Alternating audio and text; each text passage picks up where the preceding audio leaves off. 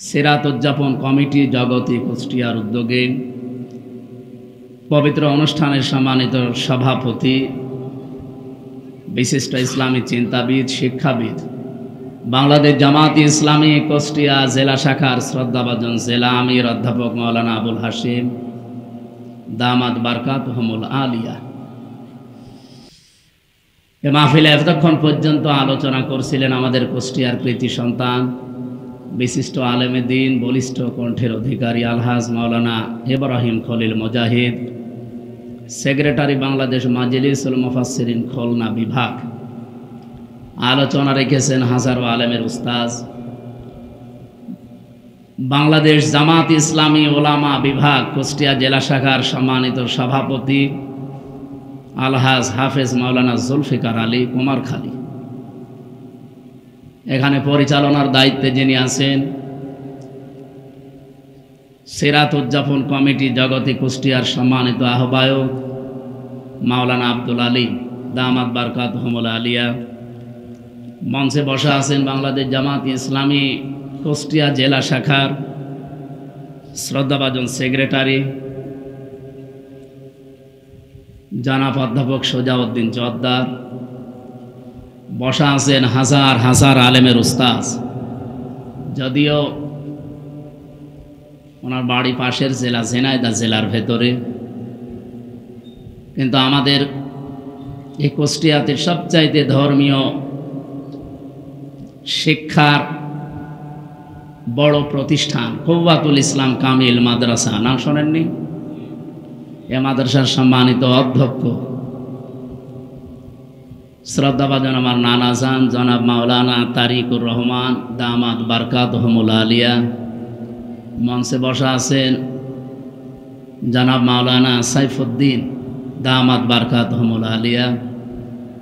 রাজনৈতিক নেতৃবৃন্দ আছেন বিভিন্ন রাজনৈতিক দলের। সামনে বসা আছে এ মাহফিলের প্রধান আকর্ষণ যারা, আমির হামজার নাম কাম যা শুনলেন সে মাগরিবের পর থেকে, আপনারা না আসলে এ নাম কামে কিছু হইত না। সুতরাং আজকের এই অনুষ্ঠানের প্রধান আকর্ষণীয় আপনারা যারা এসেছেন ঘর বাড়ি ফেলে এই ময়দানে, পর্দার আড়ালে বিভিন্ন জায়গায় সম্মানিতা মা এবং বোনেরা বসে আছে, প্রশাসনের বিভিন্ন পর্যায়ের যারা দায়িত্বে আছেন শৃঙ্খলার। আমরা ঘণ্টাখানিক কথা বলতে চাই, আপনারা থাকবেন তো ইনশাআল্লাহ? রাত একটু বেশি হয়ে গেছে, 9:30টায় উঠতে পারলে ভালো হতো।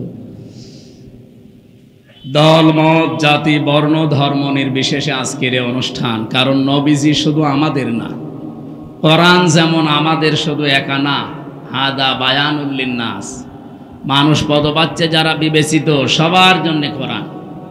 নবীজিও আমাদের একা না, আমার সালনাকা ইল্লা রহমাতাল লিল আলামিন দিয়েছেন আল্লাহ, রহমাতাল লিল মুসলিমিন দেন, যে শুধু মুসলমানদের জন্য রহমত করে পাঠালাম। পৃথিবীতে মানুষ যারা যত সৃষ্টি আল্লাহ বানিয়েছেন সব সৃষ্টির জন্য আমাদের নবী ছিলেন রহমত। কি ছিলেন বলেন তো?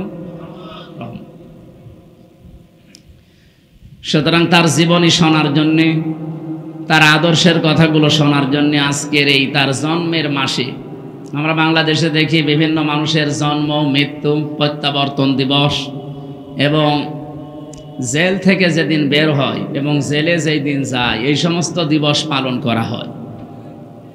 কিন্তু যার জীবনী নিয়ে আলোচনা করলে জীবন পরিবর্তন হয়ে যায় বলে আমরা কোরআন এবং হাদিসের বর্ণনায় পাই, তাকে নিয়ে বিশ্বের মানুষেরা ওই রকম কিছু করে না। যেগুলো কিছু করা হয় আমাদের দেশে কিছু বেদাতপন্থী আছে, তারা মানুষের জামার চাইতে গেঞ্জি বড় বানিয়ে ফেলে, যা দরকার এইগুলো নিতে চায় না। উদ্ভট উল্টাপাল্টা কিছু নিয়ে তার সম্মান মর্যাদা যা আছে ওগুলো বাড়ানোর চাইতে শেষে শিরিক এবং বেদাতের পর্যায়ে চলে যায়। আমরা অন্তত কুষ্টিয়াতে ওইগুলো করব না ইনশাআল্লাহ। 3 নম্বরে আমরা নাম পেয়েছি, এটা সবারই আছে, সেটা হচ্ছে মা আর বাবা। কোরআন হাদিস পড়ে আমি যতটুকু পেয়েছি 3টা রহমত আল্লাহর পক্ষ থেকে সবচাইতে বড় বড় এই পৃথিবীতে এসেছে। 1 নম্বরে কোরআনে কারীম, 2 নম্বরে নবী মুহাম্মদুর রাসূলুল্লাহ 3 নম্বরে আমাদের মার বাবা।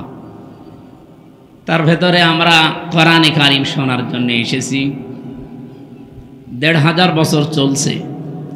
পৃথিবী প্রমাণ অলরেডি করে দিয়েছে যে কোরআনের ভেতরে সন্দেহ তো নেই, সন্দেহের লেশ পর্যন্ত নেই। K1 সুপার কম্পিউটার, আপনারা যারা শিক্ষিত মানুষ, যারা নাড়াচাড়া করেন এগুলো জানেন।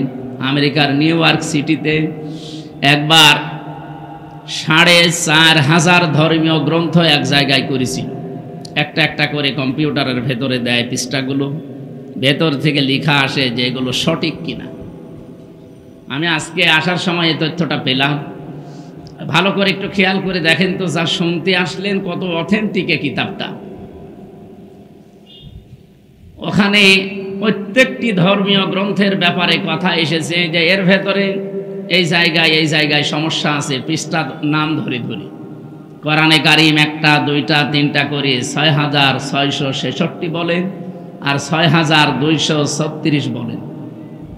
এই আয়াতগুলো যখন একটা একটা করে দিয়েছে, সর্বশেষ লেখা উঠেছে যে এর ভেতরে কোনো ভুল নেই এবং এই রকম কিতাব পৃথিবীতে মানানো সম্ভব। এখন যারা এতদিন পর্যন্ত পৃথিবীতে শুনেছে যে কোরআনের মতো কোরআন নাকি বানানো সম্ভব না, তারা কিন্তু এবার আশা জেগেছে। না, এতদিন শুনলাম কি মুসলমানদের কাছে, আর এখন দেখছি কি এটা তো বানানো সম্ভব, কিন্তু সময় লাগবে কতদিন? 63,000 অক্টেলিয়ন বছর লাগবে। আপনি বোঝেন এই শব্দ কি বললাম? আমরা যারা এখানে গণিত অঙ্ক যাই বলে, এ বিষয়ে যে সমস্ত মানুষ লেখাপড়া করে হিসাব নিকাশে জিজ্ঞাসা করে যে অক্টেলিয়ন কাকে বলে, প্রথমে হয় এ বিষয়টা আমরা দেখেছি একক হয়, এরপরে দশক হয়, এরপরে শতক, সহস্র, অযুত, লক্ষ, নিযুত, কোটি, million, billion, trillion, zillion, pillion, এরপরে অক্টেলিয়ন। আপনি হিসাব করে দেখেন তো, এত বছর যদি আপনি বাঁচেন, পুরাটা জীবন এর পেছনে দেওয়া লাগবে, তারপরে এরকম একটা কিতাব আপনি বানাতে পারবেন। এখন যদি মনে করেন না পুরাটা জীবন আমি দিলাম, এরপরে আমার ছেলে দেবে, এরপরে আমার নাতি ছেলে দেবে, এইভাবে না, হবে না। কম্পিউটারে এটাই লেখা এসেছে যে আপনার জীবনে এরকম হায়াত পাওয়া লাগবে এবং পুরাটা জীবন যদি এর পেছনে ব্যয় করতে পারেন আপনি বানাতে পারবেন। আদম নবী থেকে শুরু করে আজকের দিন পর্যন্ত 63,000 অক্টেলিয়ন বছর কারো জীবনের হায়াত আছে। কিয়ামত পর্যন্ত কেউ পাবে এরকম হায়াত? দিন যত যাচ্ছে হায়াত আরো কমতেছে। আগে আদম নবী বেঁচে ছিল 1000 বছর, তার সন্তানেরা বেঁচে ছিল এরকম 700 বছর, 500 বছর, আর আমরা মাত্র 60-70 বছর। তারপরও এখন গ্যারান্টি নেই। গ্যারান্টি আছে আমাদের? তো এই জন্য এটা আর সম্ভব না। যা শুনতে এসেছেন এমন একটা কিতাব, বিশ্ব নবীকে আল্লাহ সতর্কবাণী দিয়েছেন, মানে কত বড় অথেন্টিক সেই কথা বোঝাতে আমি বলছি। সূরা হাক্কাত 44 নম্বর আয়াত। রব্বুল আলামিন বলেন, ওয়ালাউ তাকাওয়ালা আলাইনা বা'দাল আকাবিল লা আখাযনা মিনহু বিল ইয়ামিন সুম্মা লাকাতানা মিনহুল ওয়াতিন। এ পর্যন্ত একটু ভালো করে শুনেন, গতানুগতিক কথা আমি বলি না। আল্লাহ পাক বলেন, হে নবী, আমি কোরআনে যা দিয়েছি, আমার এই কথা বাদ দিয়ে কোনো নতুন কথা যদি আপনি কোরআনের ভেতরে নিজের কথা আমার নামে চালিয়ে দিতেন যে এইটা আল্লাহ জানিয়েছে, কি করতাম জানেন? লা আখাযনা মিনহু বিল ইয়ামিন, আপনার ডান হাত চেপে ধরতাম, কণ্ঠনালী কেটে ফেলে দিতাম। ঠিক আছে? আমরা প্রচলিত যে এইগুলো পড়ি বাংলায়, এগুলো ঠিক আছে। এনারা আমাদের যা পড়ায় এ পর্যন্ত ঠিক আছে, কিন্তু আপনি শব্দের দিকে খেয়াল করে দেখেন তো বাংলার সাথে আরবিগুলো মিলছে কিনা। আল্লাহ তাআলা বললেন লা আখাযনা, এখানে ফাইল কর্তা সরাসরি আল্লাহ নিজে। আমি নিজে ধরতাম, মেনহু বিল ইয়ামিন, বি মানে দ্বারা, দিয়ে, কর্তৃক, যাই বলেন। ইয়ামিন মানে ডান হাত। আমি আমার ডান হাত দিয়ে আমার নবীকে চেপে ধরতাম। নবীর ডান হাত ধরতাম, তার কণ্ঠনালী কেটে ফেলে দিতাম, এ কথা এখানে নেই। অথচ যত আপনি বাংলা অনুবাদ দেখবেন এই কথা লেখা আছে। কথাটা শুনতে যদিও মনে হচ্ছে একরকম, এই আকাশ পাতাল অর্থ পাল্টিয়ে গেছে। আপনি মনে করেন আমি এনামুল সাহেবের ডান হাত চেপে ধরলাম আর ওনার গলা কেটে ফেলে দিলাম, এটা একটা বাংলা অর্থ। আর একটা অর্থ কি, আল্লাহ তাআলা এখানে যেটা জানাতে চেয়েছেন, এত শক্ত কথা এটা কোরআনের ব্যাপারে, লা আখাযনা মিনহু বিল ইয়ামিন, আমি নিজে নবীর ডান হাত না, আমার ডান হাত দিয়ে, আল্লাহ তাআলা বলেন আমার ডান হাত দিয়ে আমি নবীকে চেপে ধরতাম। আমার প্রশ্ন, নবীকে আল্লাহ চেপে ধরার কথা বললেন, ডান হাতের কথা দিলেন, মিনহু বিশ শিমাল দিলেন না কেন, যে আমি বাম হাত দিয়ে ধরতাম? আল্লাহর কি বাম হাতের শক্তি নেই? আপনাদের যা আওয়াজ মনে হচ্ছে উনি দুর্বল হয়ে গেছে। আল্লাহর বাম হাতে শক্তি আছে না? কেমন শক্তি আছে? আমরা ডান হাত বাম হাত বললে যেটা বুঝি সচরাচর, আমাদের জ্ঞান যা আছে চর্ম চোখ দিয়ে আমরা যেটা দেখি, যে আমাদের ডান হাতে অন্তত তুলনামূলক শক্তি বেশি বাম হাতের চাইতে। কথা বলছেন কিনা বলেন? আমরা যে উদাহরণ দিলে বুঝি ভালো, আপনি দেখবেন কোরআনে আল্লাহ ওই রকম উদাহরণই দিয়েছে। আমাদের জীবন সম্পর্কে আল্লাহ উদাহরণ দিতে গিয়ে সময়ের উদাহরণ দিয়েছেন, কারণ আমাদের জীবনটার সমষ্টি সময়। সময় না থাকলে হামজা আছে, আরো জোরে বলে। এখান থেকে 100 বছর পরে এই জায়গায় আমরা এখানে আর কেউ থাকবো না, নতুন মানুষ এসে এই জায়গাটা চাষ করবে। আর আমরা যারা আছি 100 বছরের ভেতরে সব মাটির নিচে ভরাট হয়ে যাব। 100 বছর পরে যদি আমি এখানে এসে বলি যে কুষ্টিয়ার 6 রাস্তার মোড়ে এই বাড়ি আমার, ওই সময় যারা ওখানে বসবাস করবে ও বাড়ি আমারে ঢুকতে দেবে? আমি যদি বলি আমার বাবার নাম রিয়াজউদ্দিন, আমার দাদার নাম জাহান আলী, এই বাড়ি তারা বানিয়েছিল, আমি এখানে ছিলাম অন্তত 50-60 বছর, ওরা আমারে বলবে কিসের রিয়াজউদ্দিন, কিসের জাহান আলী? আমার নাম শুনলে তো বলবে আপনারাই চিনি না। এজন্য আমার জীবনের সবচাইতে গুরুত্বপূর্ণ যে সম্পদ, তার নাম কি বলেন তো? আরো জোরে বলে। কোরআনে দেখবেন জীবন সংক্রান্ত যত বিষয় আছে, সময়ের সমষ্টি, এরকম কিছু উদাহরণ আল্লাহ সেট করেছে।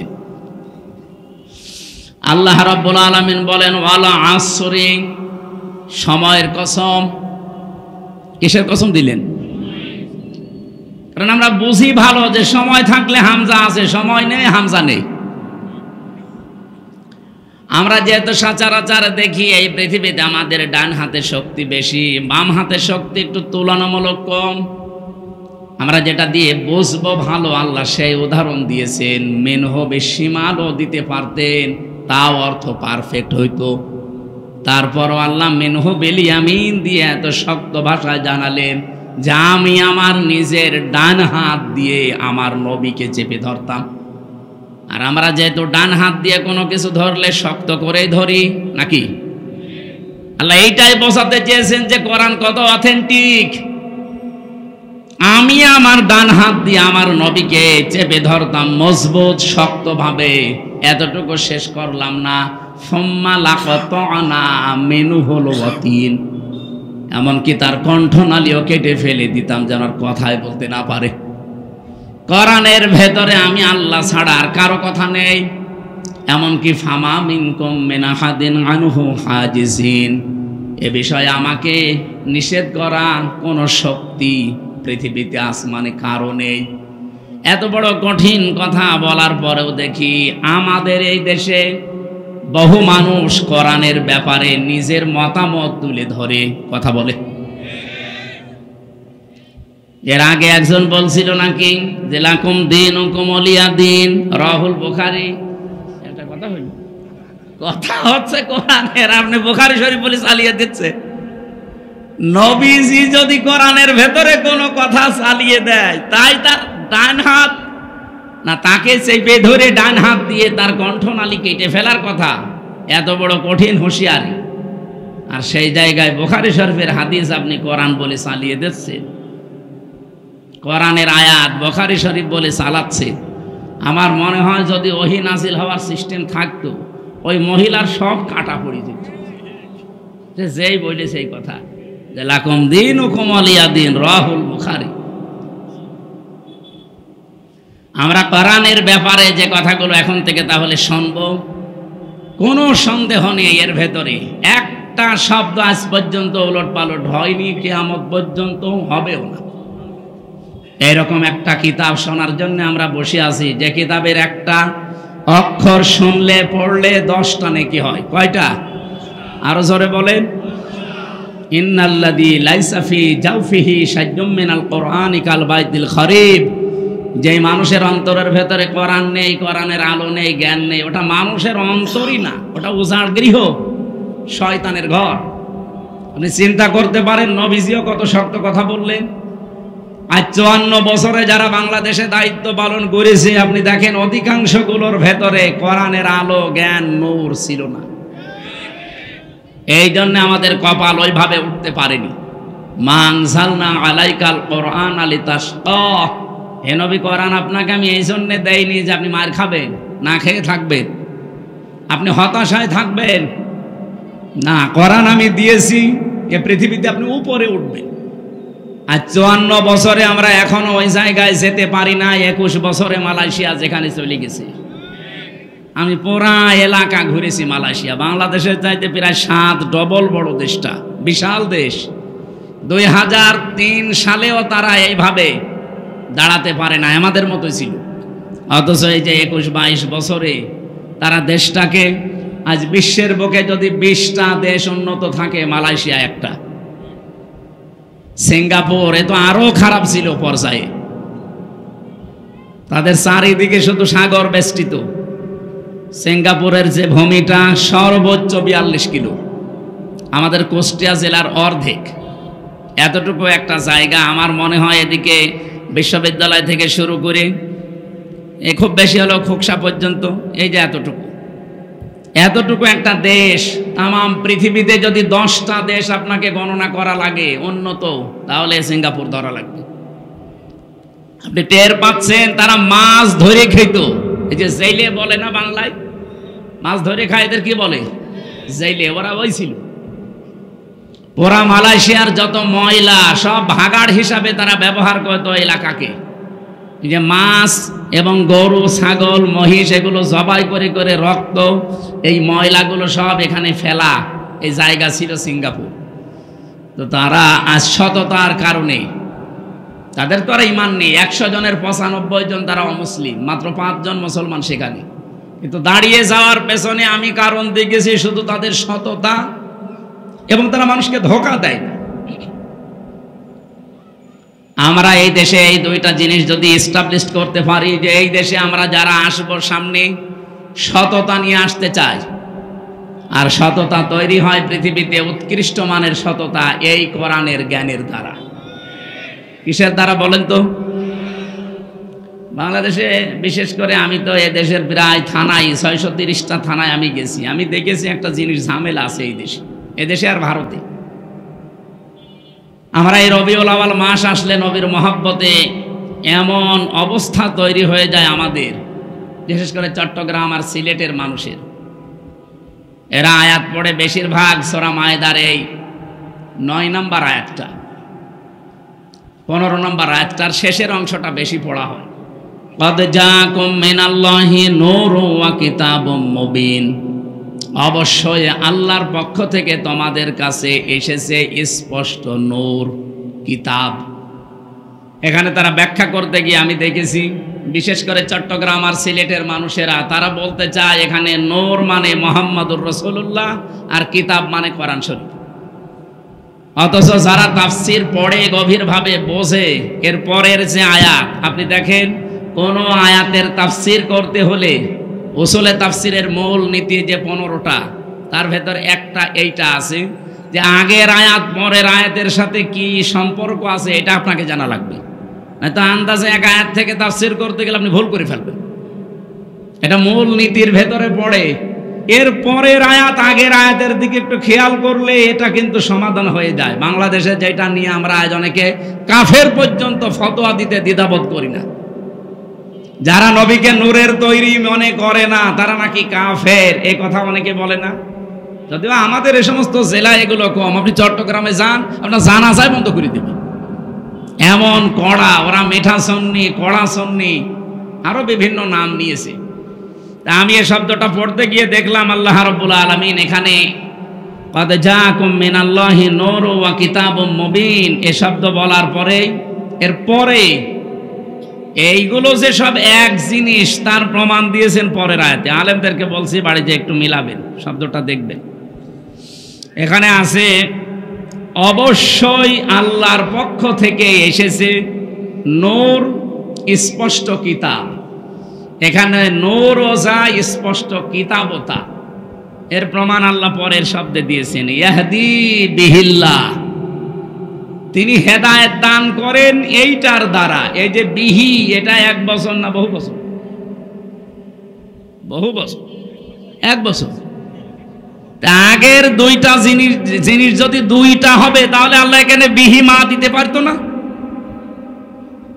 আপনারা আরো বাড়ি যে মিলাবেন। আমার তো ছোট মাথা, বড় বড় মাথা আছে সাইফুদ্দিন হুজুরের মতো যাদের।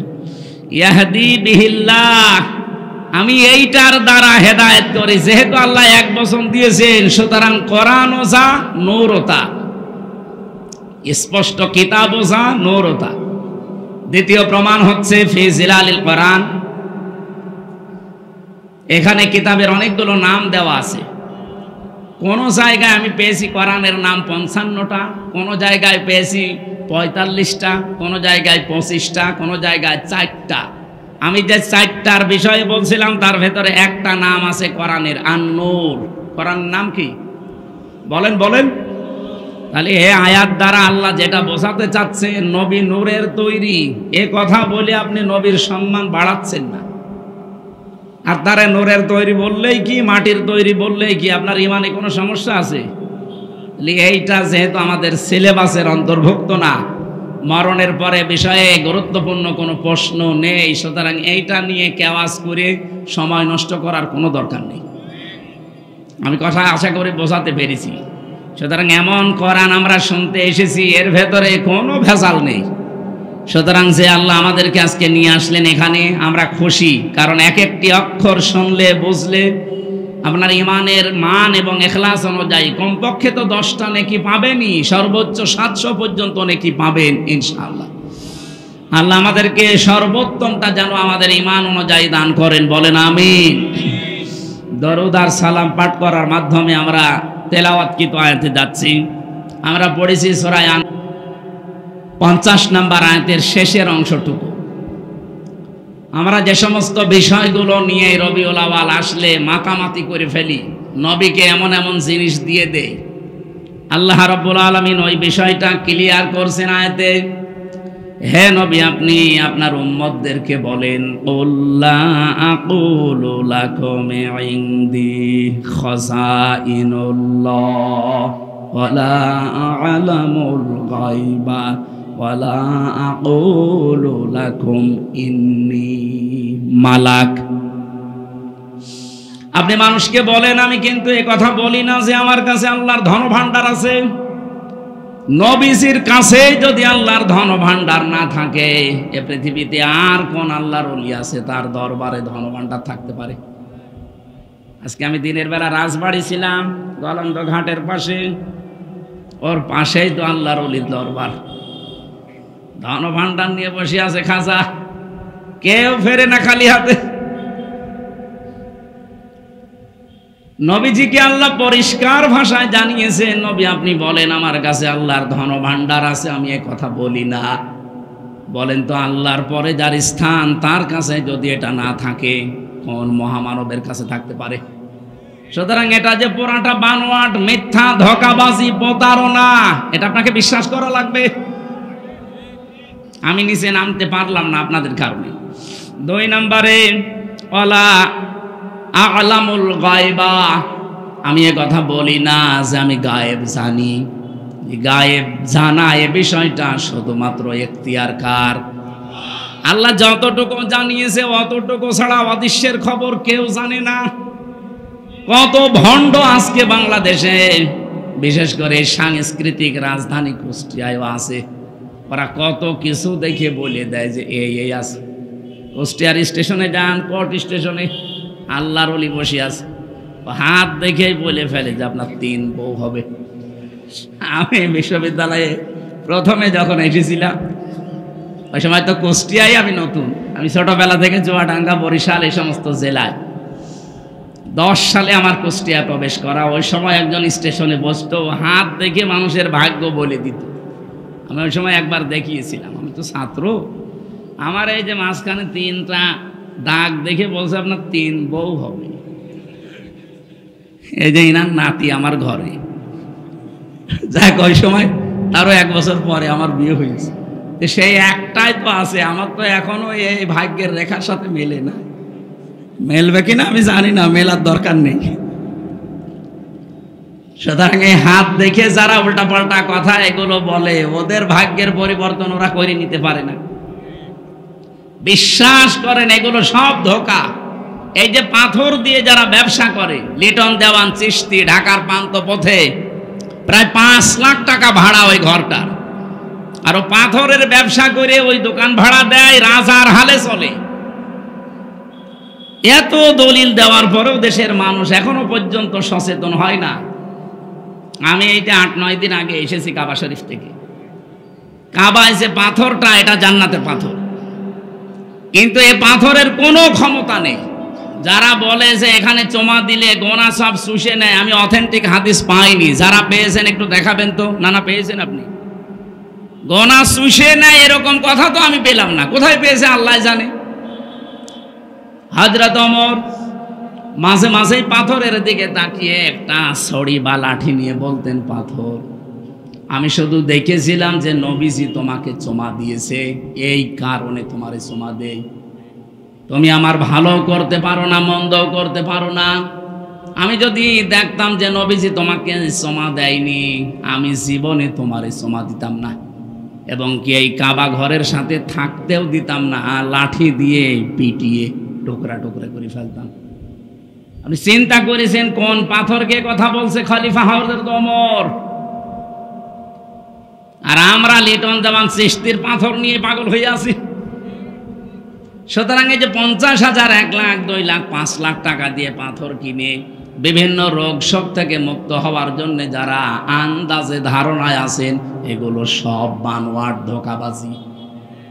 পাথরের কোনো ক্ষমতা আছে? বলেন বলেন। আমার মনে হয়, যদিও এটা বলা ঠিক হচ্ছে কিনা জানি না, অনেকের গায়ে লাগতে পারে, এই যে তাবিজ ঝুলিয়ে রাখেন বিভিন্ন, অধিকাংশ আলেমের মতে তাবিজ ঝোলানো পর্যন্ত এটা শিরিকের পর্যায়। আমার মনে হয় এটা যাদের হাতে আছে, এই যে মাজায় আছে, বিভিন্ন জায়গায় টাঙিয়ে রেখেছেন, গলা সহ এখনই খুলে ফেলে দেন।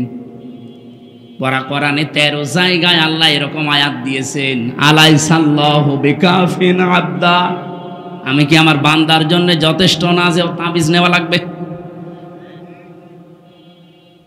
ওমা কুন্না আনিল খালকি গাফিলিন, আমি আমার কোন সৃষ্টি সম্পর্কে গাফেল না যে তোমার তাবিজ নিয়ে আমার কাছে আসা লাগবে। আকালা রাব্বুকুম উদউনি আস্তাজিব লাকুম, আমাকে ডাকো, আমি আল্লাহ ডাকের সাড়া দিয়ে দেব। ওয়া ইযা সালাকা ইবাদি আন্নি ফাইন্নী করিব, আমার সম্পর্কে জিজ্ঞাসা করলে বলবা আমি শাহরগের চাইতেও নিকটে। নাহানু আকরাবু ইলাইহি মিন হাবলিল ওয়ারিদ। কোরআনে আমি এরকম 13 জায়গায় একই আয়াত পেয়েছি। আল্লাহ পাক এবং বান্দার মাঝখানে কোনো দালাল, কোনো মাধ্যম, মিডিয়া কিচ্ছু লাগবে না। সরাসরি আপনি ডাকবেন, আল্লাহকে সাড়া দেবে আমার মাবুদ। বলেন সুবহানাল্লাহ। কুষ্টিয়াবাসী, গায়েবের খবর একমাত্র কে জানে বলেন? আরো জোরে। অন্য কেউ জানে এ কথা বিশ্বাস আমরা করব আর না। কত মানুষ এখন বের হচ্ছে, আশার বাণী দিয়ে তাদেরকে ফোলাচ্ছে হাওয়া দিয়ে, যে তোর কোনো চিন্তা নেই, তুই সামনে চলে এসেছিস। আপনি জানলেন কি করে? 1 ঘন্টা পরে কি হবে সে খবর আপনার কাছে নেই, অথচ ফেব্রুয়ারির 12 তারিখে কি হবে ও বলে ফেলছে। 1 ঘন্টা পরে কি হবে বলতে পারে না, ফেব্রুয়ারির 12 তারিখে কি হবে ও অলরেডি চোখ বন্ধ করে সব বলে দিয়েছে। আর ওরা এই কথা শুনে আবেগে লাফাচ্ছে যে না, এত বড় বুজুর্গ যখন বলেছে হলেও হতে পারে। আল্লাহ কড়া ভাষায় দিয়েছেন সাবধান। আপনি বলেন যে ওয়ালা আলামুল গায়বা, আমি গায়েবের কিচ্ছু জানি না। তাফসিরে ফি জিলালিল কোরআনে সাইয়্যিদ কুতুব রাহমাতুল্লাহ আলাইহি লিখেছেন ওয়ালা আলামুল গায়বা দিয়ে আল্লাহ রাব্বুল আলামিন নবীকে এই কথা বলতে বলেন যে আপনি বলেন আমি গায়েবের কিঞ্চিত জানি না। আল্লাহ যদি কিছু জানায় সেটা ভিন্ন কথা। 3 নম্বরে ওয়ালা আকুলু লাকুম ইন্নী মালাক, আমি এ কথা বলি না যে আমি ফেরেশতা। এই কথাগুলো নবীর শানে, যেহেতু এ মাস আসলে বিভিন্ন মানুষ আবেগে আন্দাজে চালিয়ে দিতে পারে, আরো বিভিন্ন জিনিস চালিয়ে দেয়। আল্লাহ পাক এগুলো আমাদেরকে জানিয়ে এই কথায় প্রমাণ করতে চেয়েছেন। নবী আপনি বলেন হ্যাঁ, আমি তোমাদেরকে কি শোনাই তোমরা জানো? ইন আত্তাবিউ ইল্লা মা ইউহা ইলাইয়া, আমি শুধুমাত্র অনুসরণ করি যতটুকু আল্লাহ আমাকে ওহী করে জানায় অতটুকু। কুল হাল ইস্তাউল আ'মা ওয়াল বাসীর, বলেন যারা চক্ষুষ্মান এবং যারা অন্ধ, যারা ভালো এবং মন্দ পথে আছে তারা কি দুইজনে সমান? আফালা তাতাফাক্কারুন, এরপরেও কি তোমরা চিন্তা ভাবনা করবা না? এতটুকু বাংলা অর্থ ছিল। এবার আসেন তো, যেহেতু সিরাতের মাস আরম্ভ হয়েছে, নবীজির জন্মের মাস আসলে আমরা সিরাত মাহফিল দিয়ে থাকি, মিলাদ মাহফিল দিয়ে থাকি। বাংলাদেশের কুষ্টিয়া, চুয়াডাঙ্গা, মেহেরপুর এই অঞ্চলের এই 22-23টা জেলা বাদ দিয়ে অন্যান্য জেলাগুলোতে যে আপনি যদি মিলাদের বিরুদ্ধে শক্ত কথা বলেন, স্টেজে আপনাকে অপমান করে ফেলবে। অথচ যেই কথাটা আমরা সঠিকভাবে তুলে নিয়ে আসতে চাই ওইটা আমাদের বলতে দেয় না। মিলাদ এবং সিরাত এই 2টা শব্দ, আমি সেদিন ওই যে ভার্সিটির আগে কোন জায়গায় যেন একটা টাচ দিয়েছিলাম যে এই পৃথিবীর ময়দানে শ্রেষ্ঠ মানুষ যেহেতু মুহাম্মদুর রাসূলুল্লাহ, তার জন্ম বৃত্তান্ত নিয়েও যদি আপনি আলোচনা করেন, যেটা মিলাদ নামে আমরা মনে করি, মিলাদ মানে ওয়ালাদুন থেকে, এটার বাংলা অর্থ জন্ম বৃত্তান্ত। নবীজির জন্ম বৃত্তান্ত আপনি আলোচনা করেন, মিলাদ অনুষ্ঠান করি, অসুবিধা নেই, কিন্তু ওখান থেকে যে শিক্ষা দিতে চাই ওইটা আপনাকে নেওয়া লাগবে। মিলাদ যারা মানুষকে দিয়ে দেন, আমাদেরকে ডাক দিয়ে হুজুর মিলাদ পড়ে দেন, আমি মিলাদের যতগুলো শিক্ষা পেয়েছি তার অন্যতম শিক্ষা এইটা। একটু ভালো করে শুনবেন, এটা যদি মানতে পারেন আপনি মিলাদ দেন, আমি আপনার মিলাদ পড়াবো কালকে। যদি মানতে না পারেন আপনার মিলাদ দেওয়ার দরকার নেই, আপনার আরো গুনাহ হবে। 1 নম্বরে, এটা সিরাত ইবনে হিশামের ভেতর থেকে বলছি, বিশ্বনবী পৃথিবীতে আসার পরে সর্বপ্রথম যেই মহিলার দুধ পান করেছিলেন ওনার নাম উম্মে আইমান। দ্বিতীয় যে মহিলার দুধ আল্লাহর নবী তার আপন মা বাদ দিয়ে পান করেছিলেন, এ মহিলার নাম হযরতে হালিমাতুস সাদিয়া রাদিয়াল্লাহু তাআলা আনহা। সিরাত ইবনে হিশাম, এ মহিলা এসে যখন নবীকে কোলে তুলে নিয়েছে, ডান স্তন দিয়েছে, তিনি পান করলেন, বাম স্তন মুখে লাগিয়েছে, উনি মুখ বের করে নিলেন। হযরতে হালিমা বলেন 1 বার 2 বার 3 বার তার মুখে আমি স্তন দিলাম, 3 বারে তিনি বের করে দিলেন। চোখের ইশারা দিয়ে আমাকে জানাতে চাই, মা হালিমা জোর করেন কেন? আমি জানি আপনার একটা সন্তান আছে, তার নাম আব্দুল্লাহ।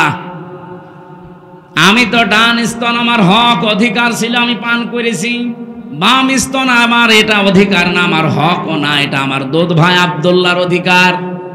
ও মা হালিমা ভালো করে বোঝেন, এ পৃথিবীতে আমি ভাইয়ের হক নষ্ট করার জন্য আসি না, এসেছি ভাইয়ের হক ফিরিয়ে দেওয়ার জন্যে। মিলাদের আমি প্রায় 27টা শিক্ষা বের করতে পেরেছি, তার ভেতরে এইটা একটা, যে নবী মায়ের কোলে বসে ভাইয়ের হক ফিরিয়ে দেয়, নষ্ট করে না, সেই নবীর উম্মতে রবিউল আউয়াল মাস আসলে মিলাদ দেয় একদিকে, আর একদিকে ভাইয়ের হক মারার জম। এখানে ভাই বলতে শুধুমাত্র আপন ভাই, দুধ ভাই না। আল মুসলিম আখুল মুসলিম, মুসলমান মুসলমানের কি বলেন বলেন।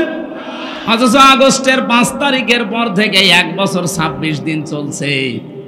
1 বছর 25-26 দিনে আমরা দেখলাম বহু মুসলমান ভাইয়ের অনেক হক নষ্ট করে ফেলেছে।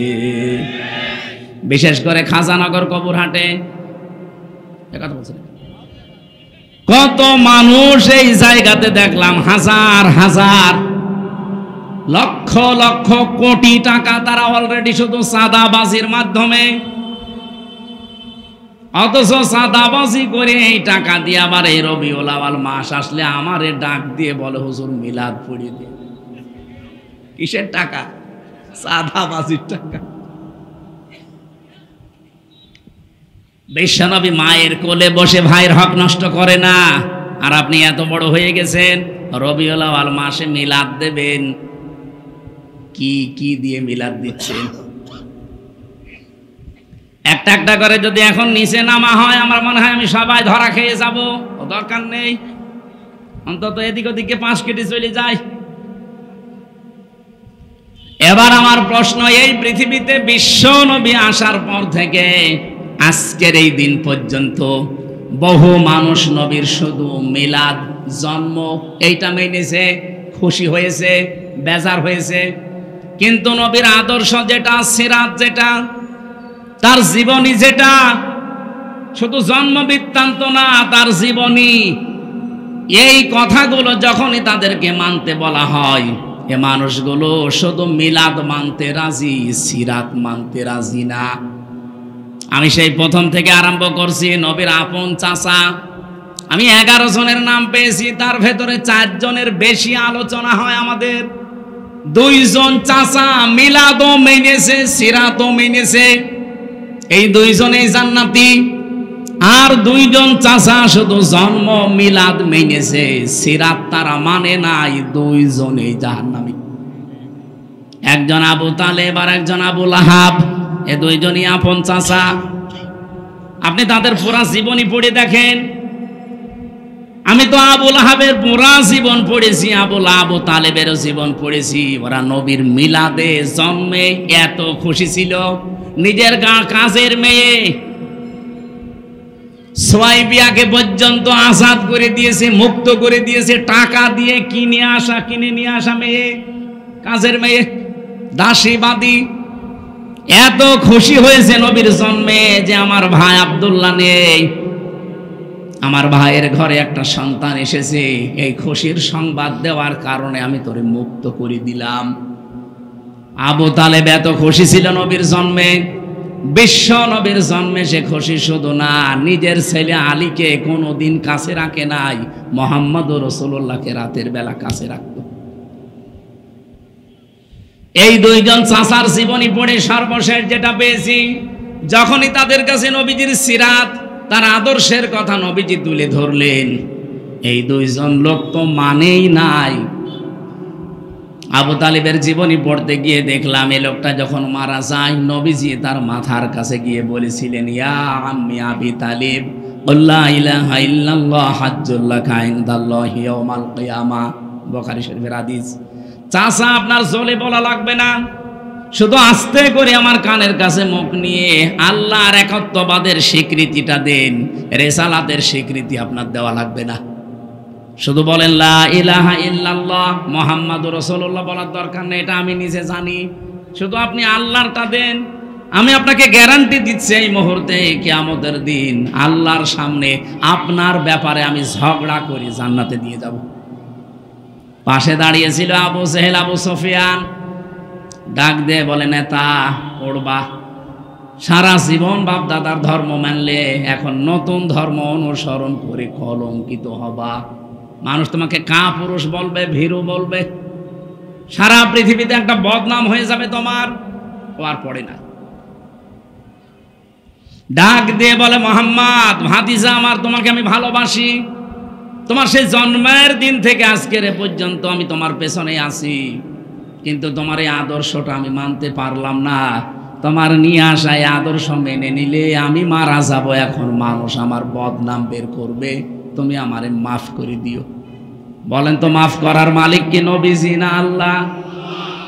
সঙ্গে সঙ্গে করেন আয়াত নাজিল হয়েছে, ইন্নাকা লা তাহদি মান আহবাবতা ওয়ালাকিন্নাল্লাহা ইয়াহদি মাইয়াশা। হে নবী, আপনি যাকে ভালোবাসেন তাকে হেদায়েত দিতে পারেন না, বরং আমি আল্লাহ যাকে চাই তাকে হেদায়েত দান করি। আর আপনার চাইতে আমি অনেক বেশি ভালো জানি। আলামু ইসমে তাফসিল, সুপারলেটিভ ডিগ্রি। আপনার চাইতে আমি অনেক বেশি ভালো জানি যে হেদায়েতটা পাবে কে। এই লোকটা আপনার মিলাদে খুশি ছিল, আপনার জন্মে খুশি ছিল, সারাটা জীবন আপনাকে বাড়িতে রেখে খাওয়িয়েছে, লালন পালন করেছে, কোলে নিয়েছে, কাকে নিয়েছে, পিঠে নিয়েছে, মাথায় নিয়েছে, কিন্তু আপনি আদর্শের কথা বলতে গেলে এই লোকটার মানে নাই। এই জন্য আমি আল্লাহ তাকে মাফও করি নাই। এরপরও হাদিসের শেষ অংশে আছে, নবীজি নিজে আবু তালিবের কবরের পাশে দাঁড়িয়ে বলেছিলেন, আল্লাহ আমার চাচা আবু তালিবকে মাফ করে দেন। সঙ্গে সঙ্গে জিবরাইল এসে বলে, হে নবী হাত নামান। কার জন্য হাত তুলেছেন? এই লোকটা আপনার চাচা, আমি জানি। আল্লাহ পাক আমাকে পাঠিয়েছে, লোকটা আপনার চাচা, আল্লাহ ভালো করে জানে, কিন্তু লোকটা তো মুশরিক। কি বলেন বলেন? সূরা তাওবার 113 নম্বর আয়াত নাযিল হয় ওই সময়, মা কানা লিন-নাবিয়্যি ওয়াল্লাযীনা আমানু আইয়াস্তাগফিরু লিল মুশরিকিন ওয়ালাউ কানু লিকুরবা ইলা আখিরি আয়াত। কোন নবীর জন্য এটা শোভনীয় না, জায়েজ না, উচিত না। শুধু নবী না, মা কানা লিন-নাবিয়্যি ওয়াল্লাযীনা আমানু, এবং ঈমানদারদের জন্য এটা জায়েজ নেই যে কোনো মুশরিক যদি মারা যায় তার জন্য আল্লাহর কাছে ক্ষমা চাবে, মাফ চাবে। কোন নবীর জন্যও জায়েজ নেই, ঈমানদারদের জন্যও জায়েজ নেই। আপনি চিন্তা করতে পারেন যে নবী জীবনে হাত তোলা লাগে নাই কোনোদিন, মনের ভেতরে কামনা আসলে কবুল হয়ে গেছে। এখান থেকে শুধু আঙ্গুল তুলেছিলেন, আকাশের চাঁদ পর্যন্ত খণ্ড হয়ে গেছে। পা তুলেছিলেন, আরো সে চলে গেছে। ওনাকে এমন পাওয়ার আল্লাহ দিয়েছিলেন, হ্যাঁ বললে হালাল হয়ে যায়, না বললে হারাম হয়ে যায়।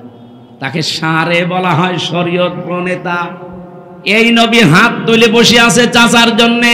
আল্লাহ হাত শুধু ফেরত দেয়নি, ফতোয়া জারি করে দিলেন যে শুধু আপনার জন্য না, কোন ঈমানদারদের জন্য এটা জায়েজ নেই। কোন মুশরিকের জন্য ক্ষমা চাবি আমি আল্লাহর কাছে, কারণ আমি এত রেগে থাকি মুশরিকদের প্রতি। ওয়াকাদিমনা ইলা মা আমিলু মিন আমালিন ফাজআলনাহু হাবাআম মানসুরা। সূরা ফুরকানের 23 নম্বর আয়াতে আছে, মুশরিকরা যে আমল নিয়ে আল্লাহর কাছে উঠবে, ওর ভেতরে শিরিকের গন্ধ আল্লাহ দেখবে, ধুলি কণার মতো ওর মুখের উপরে নিক্ষেপ করবে। প্রশ্ন আসতে পারে, মুশরিকদের প্রতি এত রাগ কেন আল্লাহর? এদিকে তাকান, এই ছেলে, এই বসেন বসেন, একটু একটু একটু পরে যাবেন।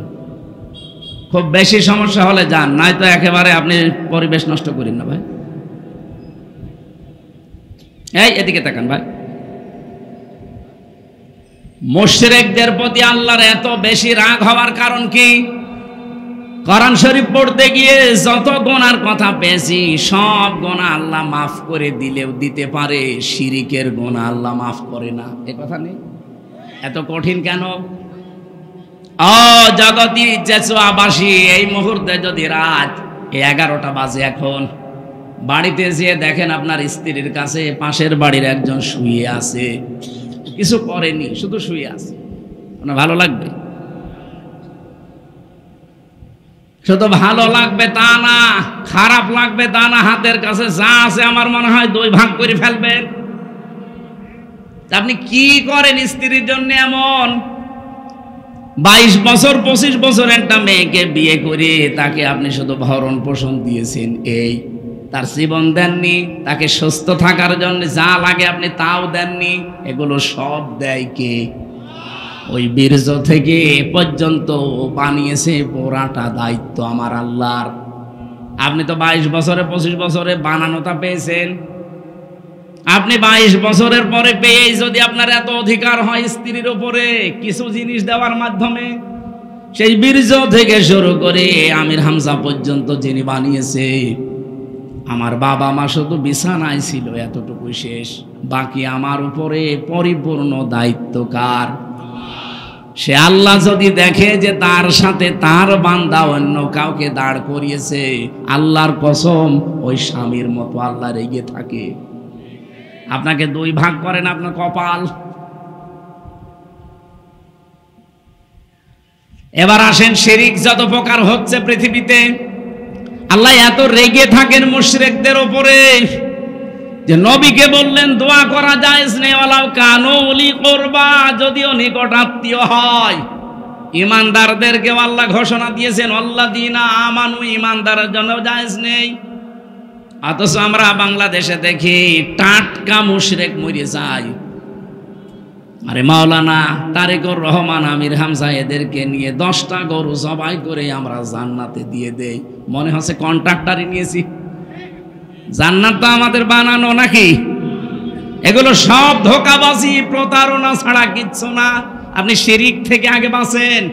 এবার বলেন আমি তো এরকম শিরিক করি না, কে বলেছে আপনাকে? আমরা পদে পদে শিরিকে আছি। এর 1টা 2টা করে কয়েকটা প্রমাণ আমি পেয়েছি। 1 নম্বরে আপনি বুঝবেন আপনি শিরিক করছেন প্রকাশ্যে অথবা গোপনে, ওই সময় কাবুর আলাল মুশরিকিনা মা তাদউহুম ইলাইহি। হে নবী, আপনি জমিনে দিন কায়েমের কথা বলছেন, মত পার্থক্য করতে আপনি নিষেধ করছেন এ বিষয়ে, কিন্তু আপনার এই ঘোষণা শোনার পরে সবচাইতে বেশি খারাপ লাগবে, কষ্ট লাগবে, মন খারাপ হবে তাদের যারা মুশরিক। সুতরাং বাংলাদেশে আমরা যারা দিন কায়েমের কথা বলি, আল্লাহর এই জমিন বানিয়েছেন তিনি, হুকুমও চলবে তার, এই কথা বললে রাজনীতির মনে করে বিভিন্ন রকমের দোষ আমাদের উপরে চাপিয়ে যারা আসতে চান না, আপনি বিশ্বাস করতে পারেন আপনার দ্বারা কোনো শিরিক হচ্ছে। আপনি অলরেডি মুশরিক হয়ে গেছেন, তাছাড়া তো আপনার কাছে খারাপ লাগার কথা না। এদেশে এখন প্রায় 18 কোটি মানুষ, 7 কোটি 20 লাখের একটা টার্গেট আমি পেয়েছি একটা জরিপে। এই 7 কোটি 20 লক্ষ মানুষ এখন বলছে আমরা এই দেশে রাষ্ট্রীয়ভাবে ইসলাম দিন কায়েম এটা চাই। এই মানুষগুলোই আমার মনে হয় এরা প্রকাশ্যে গোপনে শিরিক থেকে অলরেডি মুক্ত। বাকি যারা আছেন, আপনার কাছে যদি দিন কায়েমের কথা বললে, আল্লাহর বিধানের কথাগুলো বললে আপনার মন খারাপ হয়, কষ্ট লাগে, আপনার রাগ হয়, বুঝবেন আপনি যে কোনো ভাবে শিরিকের সাথে জড়িত।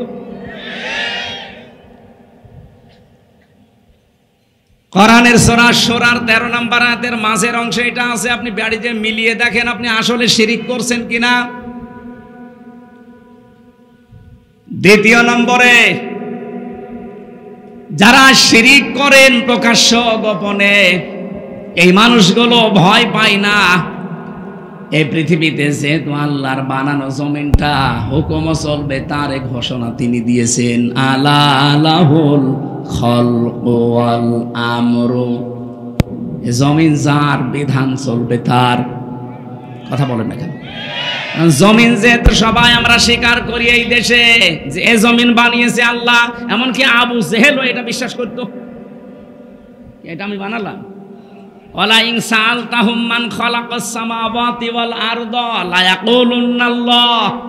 হে নবী, আপনি আবু জেহেলকেও যদি জিজ্ঞাসা করেন যে আকাশ আর জমিন কে বানিয়েছে, ও গ্যারান্টি দিয়ে বলবে লা ইয়াকুলুনাল্লাহ, লামে তাকিদ নুনে সাকিলা, ও গ্যারান্টি দিয়ে বলবে আল্লাহ বানিয়েছে। তাহলে আবু জেহেল কি ইমানদার ছিল? বলেন বলেন। তাহলে আবু জেহেলের মতো ঈমান আমাদের মনে করেন আছে, কিন্তু দ্বিতীয় নম্বরটা সমস্যা, ও নিজে আইন বানিয়ে আল্লাহর আইনের পাশাপাশি লাগিয়ে দিত।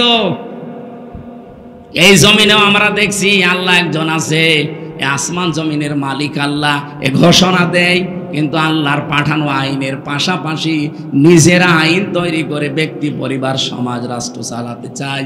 এইটাও এক প্রকার শিরিক। এক কথা বলেন, শয়তান আপনাকে জীবনেও কোনোদিন এসে বলবে না যে এই পাথরের মূর্তি এটার পূজা কর, জীবনেও বলবে না। শয়তান অত পাগল না, কারণ শয়তান জানে যে এই কথা যদি আমি এনামুল হককে বলি ও জীবনেও এই কাজ করবে না। কিন্তু শিরিক যেহেতু করানো লাগবে, এমন একটা বিষয় আপনাকে ঢুকিয়ে দেবে, আপনি ওই রকম পাথরের মূর্তি পূজা করার মতো শিরিক নিয়েই কিয়ামতে উঠবেন। আল্লাহ বানিয়েছে জমিন, আইন চলবে তার, সেখানে আল্লাহর বাইরে কোনো আইন যদি কেউ বানিয়ে পাশাপাশি চালাতে চায়, এটাও মূর্তি পূজার মতোই শিরিক। আর এই জমিনে এটা চলছে, চলছে না? সুতরাং এই দেশে যারা আল্লাহর আইন বাদ দিয়ে মানুষের তৈরি করা আইন কায়েম করতে চান, আপনি আমার মনে হয় আবু জেহেলের মতো ঈমানের দাবিদার। এর চাইতে স্পষ্ট বলার কায়দা আর নেই। এরপরও যদি কেউ না বোঝার ভান করে থাকেন, এদিকে আসেন, ঝড়ে কোদাল ছাড়া আপনার আর সম্ভব না। এবার আমার প্রশ্ন ছিল কি, দুইজন নবী, দুইজন চাচা শুধুমাত্র জন্ম মানত, নবীজির মিলাদ মানত, একটা আবু তালেব আর একটা আবু লাহাব। দুইজনেই জাহান্নামী, কারণ তারা নবীর আদর্শ মানে। সিস্টেম অপর পৃষ্ঠায় দেখুন, আরো দুইজন চাচা, হযরতে আব্বাস, হযরত আমির হামজা রাদিয়াল্লাহু তাআলা আনহুমা। এই দুইজন চাচা শুধুমাত্র জন্ম মানে নাই, আমির হামজার পুরা জীবনী পড়েছি, নবীর জন্মে এমন বেশি খুশি হয়েছিল হযরতে আব্বাসও। কিন্তু নবীর সিরাত মানতে গিয়ে এই দুইজন অগ্রণী ভূমিকা পালন করেছে জীবনের সর্বোচ্চ দিয়ে। আল্লাহ এত বেশি খুশি হয়েছিলেন, তাদের নামে কোরআনের আয়াত নাযিল হয়েছে, রাদিয়াল্লাহু আনহুম ওয়া রাদু আন। আমি আল্লাহ যেমন তাদের উপরে রাজি হয়ে গেছি, তারাও আমার আল্লাহর উপরে রাজি। যালিকা লিমান খাশিয়া রাব্বা। জোরে বলেন সুবহানাল্লাহ। কুষ্টিয়াবাসী অনেক বেশি ভালোবাসি আপনাদেরকে, মন থেকে হৃদয় দিয়ে কথাগুলো বলছি। এই সিরাতের মাসে, এই মিলাদের মাসে, জন্মের মাসে আপনি যদি শুধু জন্ম নিয়ে আনন্দে শেষ করে দেন, তার আদর্শ যদি আপনি না মানতে পারেন, আল্লাহর কসম আপনিও কিন্তু আবু লাহাব, আবু তালেবের মতো হয়ে যাবেন। আমরা মিলাদও মানি, সিরাতও মানি, কথা বলেন না কেন? আমরা মিলাদও মানি, সিরাতও মানি। এবার আপনি মানবেন কতটুকু সিরাতটা? একটা পর্যায়ে নিয়ে এসেছি আমি, সূরা আলে ইমরানের 31 নম্বর আয়াতে আমরা পেয়েছি, আল্লাহু গফুরুর রহিম। এই একটু ভালো করে শুনবেন, এটা গতানুগতিক ভাবে না, এখান থেকে একটা শিক্ষা নিয়ে যাব আজ। ইবনে কাসির থেকে বলছি এইটা। নবী আপনি বলেন, যদি আল্লাহকে ভালোবাসি এই কথা বলতে চাও, এই কথা বলতে চাই না আমরা? আল্লাহ তোমাকে ভালোবাসি, দাবি আমাদের আছে না নেই? এই দাবি যারা করেন তাদেরকে আল্লাহ বলছেন, এ দাবি করার আগে সবাইকে একটা আদেশ দিলাম, ফাত্তাবিউনি, তারা যেন আপনার অনুসরণ করে, তারা যেন আপনাকে ভালোবাসে। কথা কিন্তু এই জায়গায় নেই। তাহলে আল্লাহ হাব্বন দিতেন, তাবউন দিয়েছেন। তারা আপনাকে যেন অনুসরণ করে, অনুকরণ করে, আপনাকে দেখে দেখে চলে। এইটা যদি তারা করতে পারে, তাদের আমি আল্লাহকে ভালোবাসা লাগবে না। ইউহিব্বুকুমুল্লাহ, আমি নিজেই তাদেরকে ভালোবাসছি, বাসব। এটা মোজারে, বর্তমান, ভবিষ্যৎ, প্রেজেন্ট, ফিউচার। কুষ্টিয়াবাসী এই আয়াত সে জন্মের পর থেকে আমরাও শুনছি। এবার আসেন তো এখান থেকে একটা তথ্য নিয়ে আসি। আল্লাহ পাক ইউহিব্বুকুমুল্লাহ দিয়েছেন, আপনাকে ভালোবাসা আল্লাহ এখন আরম্ভ করছে এবং ভবিষ্যতেও বাসবে, যদি আপনি নবীকে অনুসরণ করার সিদ্ধান্ত নিয়ে আপনি লেগে পড়েন। এবার আমার প্রশ্ন, নবীকে আপনি যে অনুসরণ করবেন এটা কি আংশিক না পূর্ণাঙ্গ? বলেন বলেন, আপনি নিজের দিকে তাকিয়ে বলেন তো, আপনার অনুসরণ নবীজির হচ্ছে এটা কি আংশিক না পূর্ণাঙ্গ? মাথা থেকে পা পর্যন্ত হয়তো আছে, পরিবারের দিকে তাকালে আপনার অনুসরণ আর নবীর মতো হয় না। পর্দা যে একটা ফরজ বিধান, এই জায়গায় অনেকের কিন্তু খামখেয়ালিপনা। এই কথা বলছেন না কেন? পরিবারের দিকে, সমাজের দিকে তাকান, রাষ্ট্রের দিকে তাকান, অর্থনীতির দিকে তাকান, রাজনীতির দিকে তাকান, একটা একটা করে যত জীবন আছে, কোন জায়গায় আপনার পূর্ণাঙ্গ অনুসরণ হচ্ছে আপনি নিজের বিবেকের কাছে প্রশ্ন করেন। তাহলে আমার আল্লাহর প্রশ্ন ছিল, তোমরা যদি অনুসরণ করো নবীকে আংশিক, বলেন বলেন। বাস্তবে তো আমরা বহু দেখেছি যারা আংশিক অনুসরণ করেছে, তারা আল্লাহর এই ঘোষণা ছিল ইউহিব্বুকুমুল্লাহ, নিজে আল্লাহ তাদের ভালোবাসবেন, ওয়া ইয়াগফির লাকুম যুনুবাকুম, আল্লাহ শুধু ভালোবেসে শেষ করে দেয় না, তাদের মাফ করে দেয়। কতটুকু? জামবন না যুনুব বহু বছর, আপনার একটা গুনাহ আল্লাহ রাখবেন আর সব মাফ করে দেবে, যদি আপনি নবীকে অনুসরণ করার সিদ্ধান্ত নিতে পারেন। আংশিক না পূর্ণাঙ্গ? এ পৃথিবীতে বহু মানুষকে আমরা বললাম তারা আংশিক অনুসরণ করেছিল। আব্দুল্লাহ ইবনে উবাই, আপনি দেখবেন ওর পুরা জীবনী পড়ে আমি শুধু একটা ভুল পেয়েছি, বাকি কোন জায়গায় আমার দৃষ্টিতে ভুল ধরা পড়ে নাই। একদিন মসজিদে নববীতে নবীজি বললেন, আল্লাহর কাছে দুইটা নাম প্রিয়, একটা আব্দুল্লাহ আর একটা আব্দুর রহমান। ও পেছন দিক থেকে দৌড় দিয়ে বাড়িতে যেয়ে নিজের নাম পাল্টিয়ে রেখেছে আব্দুল্লাহ, ছেলের নাম পাল্টিয়ে দিয়েছে আব্দুল্লাহ, নাতি ছেলে ছিল তাও পাল্টিয়ে দিয়েছে দুই আব্দুল্লাহ, বাবার নাম পাল্টিয়ে দিয়েছে আব্দুল্লাহ, 14 বংশ সব আব্দুল্লাহ। এবার আমার প্রশ্ন, নবীর কথা শোনার পরে মানতে দেরি করেছে কয় মিনিট? কি অনুসরণ করতে আপনি বলেন? শুনতে দেরি, মানতে দেরি ছিল না। কিন্তু এই লোকটা উহুদের ময়দানে যাবার সময় নবীজির পেছন দিক থেকে 300 মানুষ নিয়ে ভেগে গিয়েছিল। আমাদের দেশে এখন বদর, উহুদ, খন্দক নেই, কিন্তু সামনে আমার মনে হয় এই দেশে দ্বীন ইসলাম থাকবে না, থাকবে না। সেজন্য বদরের ময়দান উহুদের ময়দানের মতো আসতেছে। এখান থেকে যদি ভেগে যান, আপনারও আব্দুল্লাহ ইবনে উবাইয়ের মতো জানাজা পড়ালেও কিছুই হবে না। না বোঝার ভান করে আছেন কানা থেকে হাত তোলেন তো, আমি জানি আপনি বুঝে ফেলেছেন। সামনে যে দিন আসতেছে দেশে, একটা ইসলামের পক্ষে, একটা ইসলামের বিপক্ষে। বদরের ময়দানে একদল ইসলামের পক্ষে ছিল আর একদল ইসলামের বিপক্ষে ছিল। বদর আমরা দেখিনি, কিন্তু সামনে বদর, উহুদ আসতেছে। উহুদের ময়দান থেকে আব্দুল্লাহ ইবনে উবাই যেমন 300 লোক নিয়ে ভেগে গিয়েছিল, আজও অনেকেই বিভিন্ন কায়দায় মানুষকে ভেগিয়ে নিয়ে যাওয়ার চেষ্টায় আছে। কুষ্টিয়াতে নেই? আপনি যদি যারা ভাগাতে চায় তাদের ভেতরে পড়ে যান, আপনি মরে যান, আপনার জন্য আমির হামজা না, কাবার ইমাম এসে জানাজা পড়ালেও কিছু হবে। ওই দিন নবীজি নিজে জানাজা পড়িয়েছে এই লোকটার, 22 জন সাহাবী কাতার সোজা করে জানাজা চলছে। হযরত ওমর শুধু বলছে, না আমি জানাজায় যাব না, কারণ ওই লোকটা 300 লোক নিয়ে ভেগে গিয়েছে। এতটুকু শেষ, নবীজি বলেন, আমাকে আল্লাহ এখনো নিষেধ করেনি জানাজা পড়তে, দোয়া করতে, সুতরাং আমি করব। নিজের জামা মোবারক খুলে বললেন, ওর জানাজার কাফন বানিয়ে দেন, কবর খুঁড়ে নিজের হাতে লাশ রাখবেন, জানাজার নামাজ পড়ে। আমি তাফসির থেকে বলছি, এটা আধুনিক তাফসির যেগুলো আছে আপনি দেখবেন, মুফাসসির বর্ণনা করেন হযরতে ওমর শুধু যায়নি, বাকি 22 জন সাহাবী কাতারে দাঁড়িয়ে আছে। প্রথম তাকবীর দেওয়ার পরে ফেরেশতা জিবরাইল এসে সূরা তাওবার 80 নম্বর আয়াত নিয়ে হাজির। ইস্তাগফির লাহুম আও লা তাস্তাগফির লাহুম ইন তাস্তাগফির লাহুম 70 মাররাতান। এ পর্যন্ত শেষ আয়াত, কিন্তু এখনো শেষ হয়নি। আমি আলেমদেরকে বলছি একটু ভালো করে মিলান তো। জিবরাইল এসে এ পর্যন্ত বলার পরে দাঁড়িয়ে গেছে, আর কথা বলে না।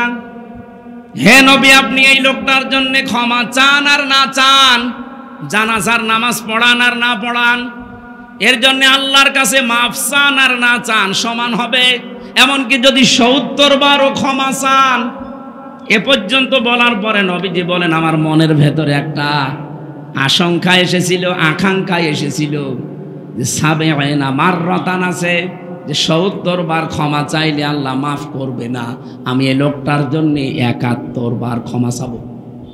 আল্লাহ তার ৭১ বারের কথা দেয়নি, ৭০ বারের কথা যখন দিয়েছে আমি ৭১ বার ক্ষমা চাবো, তাহলে তো মাফ হবে। সঙ্গে সঙ্গে জিবরাইল এই কথা মনে মনে বলতে দেরি, ফেরেশতা জিবরাইলকে আল্লাহ বলেন যে পরের অংশটুকু শুনিয়ে দেন, ফালাইয়াগফিরাল্লাহু লাহুম। আমার প্রশ্ন এখানে একটা আলেমদের কাছে, আল্লাহ পাক শুধুমাত্র যদি ফালাইয়াগফিরাল্লাহ পর্যন্ত দিতেন, আল্লাহর কসম আমি নিজের জীবনেও ভয় পেতাম না। আমার ভয়ের কারণ হচ্ছে শেষে এই হোমটা, এটা বহু বচন, এটা জমির। এদিকে তাকান, আল্লাহ যদি ফালাইয়াগফিরাল্লাহ পর্যন্ত দিতেন তাহলে এই আয়াতটা শুধুমাত্র আব্দুল্লাহ ইবনে উবাইয়ের জন্য ছিল। কিন্তু যখনই হোম দিয়েছেন তখন হামজা ওর ভেতরে আছে, এ তারিকুর রহমানও আছে। আল্লাহ পাক বলেন ইয়াগফির, এটা মজারে বর্তমান ভবিষ্যৎ, প্রেজেন্ট ফিউচার। এর আগে লান, মজারের আগে লান আসলে বাংলা অর্থ হয় জীবনেও হবে না। হে নবী, শুধু এর জন্য না, এরকম চরিত্রের মানুষ কিয়ামত পর্যন্ত যারা আসবে তাদের জন্য আপনিও যদি ৭০ বার না ৭০,০০০ বারও ক্ষমা চান, আমি আল্লাহ তাদেরকে মাফ করছি না, করবো না। আব্দুল্লাহ ইবনে উবাইয়ের অনুসরণ আংশিক ছিল না পূর্ণাঙ্গ? আংশিক। পুরা জীবনে শুধু একটা জায়গায় আমি ঝামেলা পেয়েছি, উহুদের ময়দানে ৩০০ মানুষ নিয়ে ভেগে গিয়েছিল। ওর রাজনৈতিক জীবনে বিশ্ব নবী ওর আদর্শ ছিল না, বাকি জীবনে ছিল। রাজনৈতিক জীবনে ওর নেতা ছিল আবু জেহেল। আপনি এবারে আয়াতটা বাংলাদেশের সাথে মিলান তো। এদেশে যে ১৯২ জন আমরা মুসলমান, আমার মনে হয় শুধু ওই মুসলমানই দেওয়া আছে, এই মুসলমানই। আয়াত নাজিল হওয়ার তো সিস্টেম এখন নেই। যদি হইতো, কত মানুষ যে আমরা আব্দুল্লাহ ইবনে উবাইয়ের কাতারে চলে যেতাম। কথা বলেন না কেন? সুতরাং আমাদের অনুসরণ করা লাগবে কি আংশিক না পূর্ণাঙ্গ? আর আমরা সেই পূর্ণাঙ্গ অনুসরণের কথাই বলি। আপনি যেমন নামাজে নবীজিকে মানেন, আপনি যেমন রোজাতে নবীজির হুকুম, আল্লাহর হুকুম নবীজির কায়দায় মানেন, ঠিক ওই কায়দায় আপনার পরিবারে মানা লাগবে, সমাজে মানা লাগবে, রাষ্ট্রে মানা লাগবে। আর এই কথা বলতে গেলে এই বিভিন্ন রকমের ট্যাগ আমার নামের ওপরে দিয়ে দেন। আমি আপনাকে বাঁচাতে চাচ্ছি, কারণ দুনিয়ার এই ছোট্ট জীবনটা যদি শান্ত না হয়, নিরাপদ না হয়, আল্লাহর কসম মরণের পরে বিশাল জীবন আপনি নিরাপত্তা পাবেন না। কাবা শরীফ তাওয়াফ করার সময় দেখছিলাম, আপনি হজে গেছেন? এখনো যায়নি। রুকনে ইয়ামিনী থেকে হজরে আসওয়াদ যে পাথরটা, এই জায়গাটা যখন পার হওয়া লাগে, লক্ষ লক্ষ হাজী সাহেবেরা সবাই এই দোয়াটা পড়ছে, রব্বানা আতিনা ফিদ দুনিয়া হাসানা ওয়া ফিল আখিরাতি হাসানা। হে আল্লাহ, দুনিয়ায় শান্তি দাও, স্বস্তি দাও, নিরাপত্তা দাও, এরপরে আখেরাতেও শান্তি, স্বস্তি, নিরাপত্তা দিও। বলেন তো, আগে দুনিয়া না আগে আখেরাত? বলেন বলেন। এই ৫৬,০০০ বর্গ মাইল এখনো পর্যন্ত আমরা নিরাপত্তা দিতে পারি নাই, আমরা সেইটা দিতে চাই। এবার এমন একটা দেশ আমরা আল্লাহর নবীর অনুসরণের মাধ্যমে কোরআন দিয়ে বানাতে চাই। ৫৬,০০০ বর্গ মাইলে মালয়েশিয়া বাংলাদেশের থেকে ৭ ডবল বড়, ১২০০ কিলোমিটার, ১৮০০ কিলোমিটার আমি রান করেছি এক একদিন। পাহাড়ি এলাকা, জঙ্গলের ভেতর দিয়ে যাচ্ছি আমি আর ড্রাইভার আর ওই হোসাইন, কেউ নেই সাথে। রাত ১২টা, ১টা, ২টা, ৩টা বাজে, কারণ এত দূর রান করা লাগবে। ড্রাইভার আমারে বলছে, শরীর সমসম করে ওঠে, এত বড় বিশাল ভয়ঙ্কর জায়গা পার হওয়া লাগে। ড্রাইভার বলছে, কোনো চিন্তা নেই হুজুর, শুধু আল্লাহর ভয় ছাড়া কেউ সামনে আসবে না। আমরা তো ওই রকম একটা বাংলাদেশ দেখতে চাচ্ছি যেখানে এই 1150 কিলোমিটার আমরা পার হয়ে যাব, কোনো চিন্তা থাকবে? বলেন বলেন, আল্লাহর কসম এটা বানানো সম্ভব। ইদা কানা উমারাউকুম খিয়ারুকুম, যখন তোমাদের এই জমিনে যারা নেতা, যারা দায়িত্বশীল, এই মানুষগুলো সর্বোত্তম চরিত্রের অধিকারী হবে। বাংলাদেশে এই 54 বছরে কত এমপি হোস্টেল থেকে মেয়েদের কান্নার আওয়াজ পাওয়া গেছে? আমি এটা বানিয়ে বললাম? বলেন।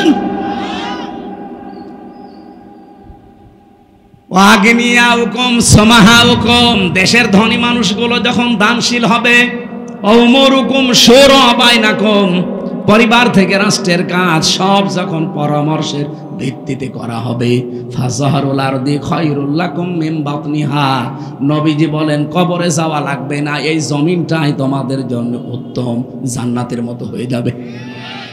ওয়াইদা কানা উমারাউকুম শিরারুকুম, যখন এই জমিনের শাসক গোষ্ঠী, বিশেষ করে নেতা যারা দায়িত্বশীল, এরা চরিত্রহীন হয়ে যাবে, এরা খারাপ প্রকৃতির মানুষ হবে, এরা নষ্ট মানুষ হয়ে যাবে। ওয়াগনিয়াউকুম বখালাউকুম, যখন জমিনের ধনী মানুষগুলো কৃপণ হয়ে দাঁড়াবে। ওমরুকুম ইলা নিসাইকুম, যখন সব পরামর্শ মেয়েদের সাথে করে করা হবে। পরিবার থেকে রাষ্ট্র পর্যন্ত সব পরামর্শের কাজগুলো মেয়েদের সাথে করে হবে। ফাবাতনুল আরদি খায়রুল লাকুম মিন যহরিহা, আমি নবী বলছি তখন জমিনের উপরে আর থাকার দরকার নেই, কবরে চলে যাও, ভালো লাগবে। আমরা কবরে এখনই যেতে চাই না। হাদিসের এই 2টা পাথের প্রথম পাঠটা তৈরি করার সময় এখন বাংলাদেশে চলে এসেছে। কথা বলেন না কেন?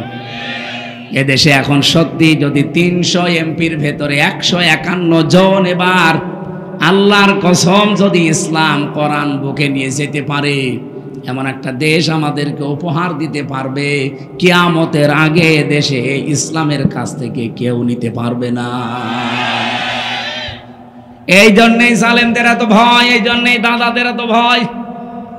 দাদারা ভালো করে জানে যে একবার যদি দেশে ইসলাম রাষ্ট্রের ক্ষমতায় চলে যায়, আর ওদের যা চরিত্র, ওরা তো 1 বছর এই 26 দিনে অলরেডি অনেক কিছু দেখিয়ে ফেলেছে। বাংলার মানুষ এখন বিশ্বাস করতে আরম্ভ করেছে। সুতরাং এরা যদি যেতে পারে, এদের যেমন কোনো চরিত্রের খারাপ কিছু পাওয়া যায়নি, যদিও আমাদের অধিকাংশ দোষ মিথ্যা দেওয়া হয়। বাংলাদেশে 54 বছরে ইসলামের ওপরে যত দোষ দিয়েছে ইসলামপন্থীদের ওপরে, সবগুলোই মিথ্যা বানোয়াট।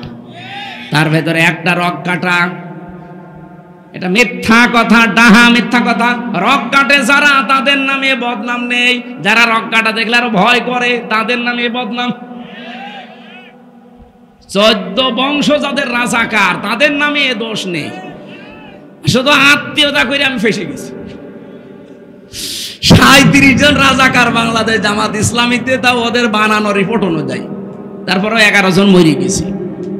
এরপরে কয়েকজন অসুস্থ, তাদের আর নড়াচড়ার ক্ষমতা নেই। আর যারা এই স্লোগান তোলে এখন, তাদের 1040 জন অলরেডি তাদের তালিকায় আছে রাজাকারের। ঝাঁঝর যদি এসে বলে শুই যে তোর পেছনে বিশাল ফোঁটা, ওরে ছড়ানো দরকার নেই। আমার তো ফুটো একটা, আর ওর কত হাজার হাজার, ওর 1040টা ফুটো, আর আমার একটা নিয়ম এটি আছে। সুতরাং এই বানোয়াট বিষয় সব ঢাকা পড়ে যাবে। আগামীতে একটু আসতে দেন, সময় যেহেতু আসতেছে, আমরা যদি কাজে লাগাতে না পারি, এই তো 54 বছর চলছে, 154 বছরও আপনি আর মুখ দেখাতে পারবেন না। আর আপনি না আর 100 বছর বাঁচলেন বলেন, যদি এই জমিনে দিন কায়েম না হয়, এভাবে শয়তানের তৈরি করা আইন দিয়ে চলতে থাকে, আপনি কি দিয়ে মুখ দেখাবেন কবরে? কারণ কবরে যতগুলো প্রশ্ন, নামাজের প্রশ্ন নেই, রোজার প্রশ্ন নেই, যাকাতের প্রশ্ন নেই, সবগুলো প্রশ্ন আপনি দেখেন এই জমিনের উপরে এই বিষয়গুলো নিয়ে তৈরি করা। মার রব্বুকা, তোমার রব কে ছিল? রবের 19টা অর্থ হয়। সামারাইজ করে যদি 5টা বলতে হয়, তার প্রথম অর্থ রব মানে লালন পালনকারী, রব মানে সৃষ্টিকর্তা, রব মানে আইনদাতা। আপনি যদি কবরে বলেও ফেলেন যে আমার রব আল্লাহ, ফেরেশতা কিন্তু এক চড়ে দাঁত মুখ যা আছে সব করে ফেলবে, বলবে রব আল্লাহ মানে, রবের যে অর্থ মানে রব মানে আইনদাতা। একটা আইন চলতো, কি বলবেন আপনি? কিছু বলতে পারবেন না। 2 নম্বরে যে লোকটাকে দেখানো হবে যে মান হাজার রজুল, এই লোকটা কে ছিল, আপনি যদি বলেন হাজা নাবিজ্জনা মুহাম্মাদুর রাসূলুল্লাহ, ইনি আমাদের নবী ছিল, নবী মানে কি? না না, নবী শব্দটা নাবা থেকে এসেছে। নাবা মানে সংবাদ। আপনি দেখবেন সংবাদ লিখতে গেলে ইংরেজিতে 4টা অক্ষর লাগে। নিউজ, NEWS, N দিয়ে নর্থ, E দিয়ে ইস্ট, W দিয়ে ওয়েস্ট, S দিয়ে সাউথ। তো তামাম দুনিয়ার কিছু বাকি আছে? তামাম পৃথিবীর সব খবরাখবর দিয়ে আল্লাহ পাক নবীদেরকে পাঠিয়েছিলেন। এই জন্য যাকে দেখানো হবে আপনাকে এই সম্পর্কে ধারণা থাকা লাগবে। আপনি কুষ্টিয়ার খবরই রাখেন না, দেশ তো বাদই দিলাম।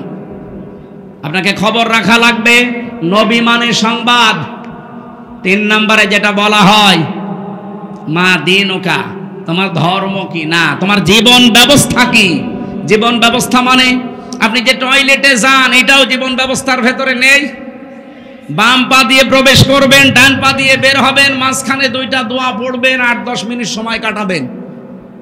যা সময় কাটিয়েছেন প্রত্যেকটা সময় আপনার ইবাদত।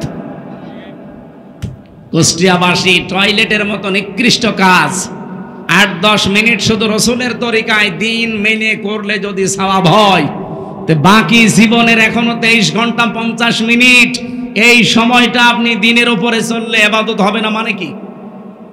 অনেকে বলে দুনিয়ার কাজ, দুনিয়ার কাজ বলে কিচ্ছু নেই, সব আখিরাতের কাজ। সুতরাং আমরা ইসলামকে ওই জায়গায় নিতে যা করব সব আমার আখিরাতের কাজ। আমরা নবীর জীবন থেকে শিক্ষাগুলো নিয়ে পূর্ণাঙ্গ অনুসরণ করতে চাই রবিউল আউয়াল মাসে, নাকি আব্দুল্লাহ ইবনে উবাইয়ের মতো আংশিক? বলেন বলেন। রাত অনেক হয়ে গেছে, 11:30 বাজে। এখন তাহাজ্জুদের নামাজের সময় সামনে আসতেছে, এরপরে ফজরের নামাজ। সম্মানিত মা বোন যারা এসেছিলেন, আপনাদের সম্পর্কে আলাদা হয়তো যারা 2জন আলোচক ছিল কিছু বলেছে, আমি বলতে পারছি না। এত রাত পর্যন্ত কথা বলা ঠিক না। আবার কালকে সকাল থেকে আমাদের অনুষ্ঠানগুলো শুরু। নামের আগে মুফতি শব্দ, মাওলানা শব্দ বাদ দিলে নাকি শিরিক হয়, বিষয়টা বলবেন মেহেরবানি করে। কি বলে? নামের আগে মুফতি শব্দ, মাওলানা শব্দ দিলে শিরিক হয় কেন? মুফতি শব্দের শাব্দিক অর্থ হচ্ছে ফতোয়া দানকারী। 2 নম্বরে মাওলানা শব্দের শাব্দিক অর্থ হচ্ছে আমাদের অভিভাবক বা আমাদের পথ প্রদর্শক। আমাদের দেশে এই শব্দটা ব্যবহার করা হয় সম্মানসূচক শব্দ হিসাবে। যারা শরীয়তের বিধানের বিষয়গুলো জানাশোনার মাধ্যমে মানুষকে জানাতে পারে, তাদের নামে আমরা এই দেশে একটা সার্টিফিকেট বানিয়েছে যে কামেল পাশ করলে, দাওরা পাশ করলে মাওলানা দেওয়া হয়। এটাকে আল্লাহ রাসূল দিয়েছে।